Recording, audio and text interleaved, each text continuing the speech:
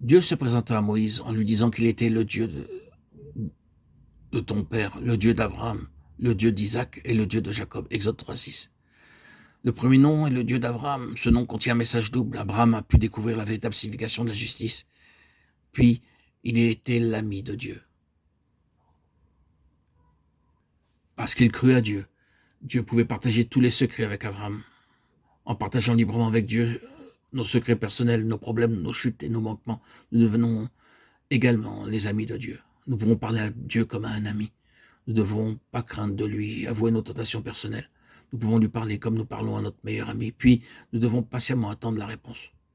Nous pouvons aussi demander à Dieu de nous révéler ses propres secrets, ses mystères célestes. L'amitié devient plus forte quand nous partageons nos secrets. Lorsque nous marchons avec Dieu comme avec un ami, nous avons le privilège de le servir en portant davantage de fruits.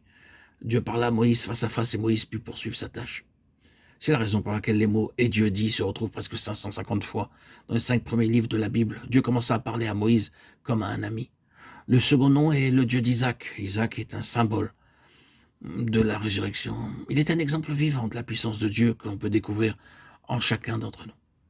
Elle est la portée de tous ceux qui lui obéissent.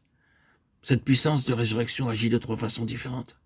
Tout d'abord, nous devenons justes par la puissance de la résurrection. Le Seigneur Jésus a été livré pour nos offenses et il est ressuscité pour notre justification. Romains 4, 25. Ensuite, par la puissance de la résurrection, nous vaincrons toutes nos épreuves et toutes nos tentations terrestres. Philippiens 3, 10, 14.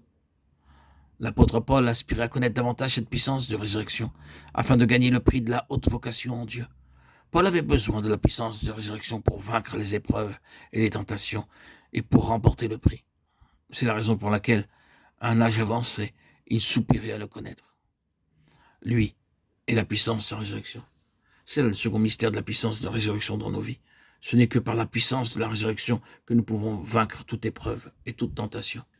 Quelles que soient nos épreuves, nos tentations, nos limitations, nos faiblesses et nos chutes, nous pouvons dire par la foi, Seigneur, je suis faible en moi-même et impuissant, j'ai tant de défauts.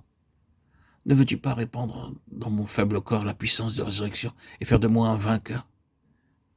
Aide-moi à vaincre cette tentation, car moi je ne peux pas le vaincre, je dépends de toi. C'est par la puissance de la résurrection que le Seigneur veut nous donner la victoire. Ensuite, cette même puissance qui a ressuscité notre Seigneur est répandue dans notre corps. Et si l'esprit de celui qui a ressuscité Jésus d'entre les morts habite en vous, celui qui a ressuscité Christ d'entre les morts rendra aussi la vie à vos corps mortels par son esprit qui habite en vous. Romains 8, 11. C'est par cette puissance que nous recevons un jour des corps immortels. Quand le Seigneur Jésus-Christ reviendra, nous recevrons des corps immortels glorifiés célestes par l'efficacité de son sang précieux et par la puissance de sa résurrection.